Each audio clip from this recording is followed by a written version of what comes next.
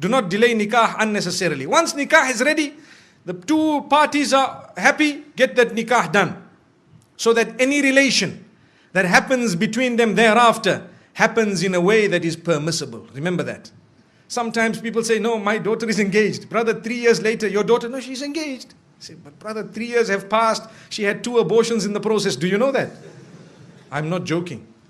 I'm serious. My parents, you don't know what we know. They come to us for help when they cannot talk to you. I know. We cry when we see the children of the good people. Sometimes people we know. And they come to us, you know what, I have this problem and that problem. But sister, you are engaged to the man. How could this have happened? You know, my father told me you cannot marry now, you are still studying. My, Allahu Akbar. May Allah forgive us, really. Brothers and sisters, open your eyes. See what is going on. Ask the people what is happening. If you think we are not living in an era of hypersexuality, you are dreaming. You are dreaming. You are living in a dream world. We are living in the dirtiest society up to this age. There has never ever been a more hypersexual society than ours.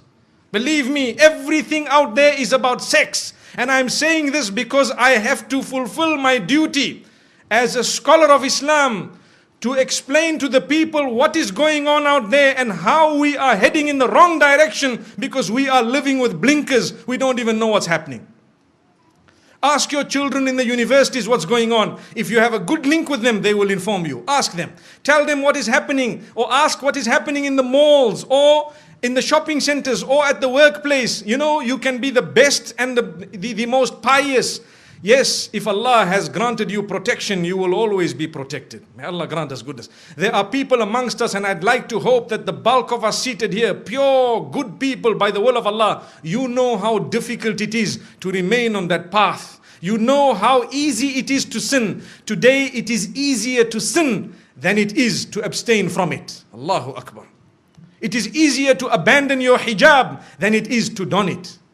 It is easier to leave your salah than it is to fulfill it. That is because the environment has made it so difficult to engage in that which is correct.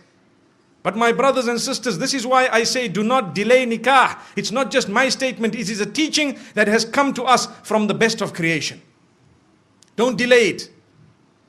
And at the same time, do not make it difficult in any way. We already spoke about the mahar, the dowry, or whatever else it is. Either way, don't be too demanding. And do not become a person who really makes it tough on their sons and daughters to get married. Because in that particular case, we will be held accountable in the eyes of Allah subhanahu wa ta'ala. Why is it that you as a parent did this to your own daughter? You doomed her, you punished her. And this is what you did to your son. You made him, you really made him leave the deen in totality. It brings me to one example, living example, where there was a young boy whose father was being so tough with him that, listen to this, he wanted to marry someone who was ready to revert. So his father told him, no, not over my dead body. What am I going to tell my friends and society, my brothers and my sisters, my this, my that? Brother, izzah is from Allah. Your status is from Allah. If you had embraced this, it was going to be much better. So you can explain to your friends and your family, look, you know, I tried my best, but today's society, you know, sometimes the children are doing their own thing and we have to try our best, saddidu wa qaribu, to make the most of what it is and to guide them as best as possible. And, you know, we will see how best they can manage. But instead of that, this father chose to say, over my dead body. So what did the son do? He asked for help from some of the scholars and so on, and sometimes there is a limited amount of help you could actually offer, because if a man is being stubborn, you cannot really win. So after some time, he converted and left the fold of Islam and gone. Why? Because to him, the child was lost, and the father is still proud of his action. I don't mind if he became a non-Muslim, but at least nothing happened against my will. And he told his family members, you know, your children, if they want to do the same thing, you should also engage in this type of thing. How? The woman was ready. So I had an opportunity to address this young boy. And when I spoke to him, he told me something that is really a question of the age. When I say question of the age, I mean sometimes the mind starts asking these questions. He said, you know, this woman is such a good woman that I married. She has so many good characters and conduct. She told me I'm ready to do anything. You know, I explained to her about the little I know about Islam and she was ready.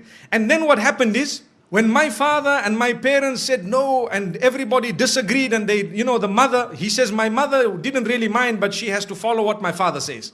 So after some time, they questioned me, her parents, to say, look, we were all okay for our daughter to, you know, to enter the fold of Islam. Now, if she is not going to enter the fold of Islam, then why don't you enter our faith? So he said, yeah, it makes sense. You see? He said, yeah, it makes sense. If they refuse, I will not refuse. You people are not refusing. So he says that is what made him turn.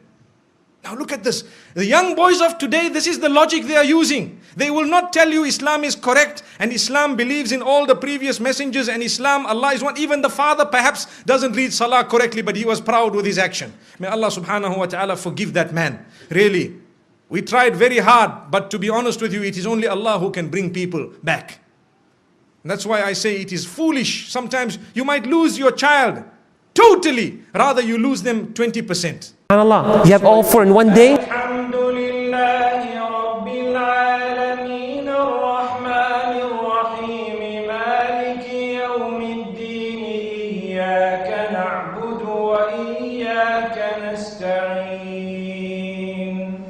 اهدنا الصراط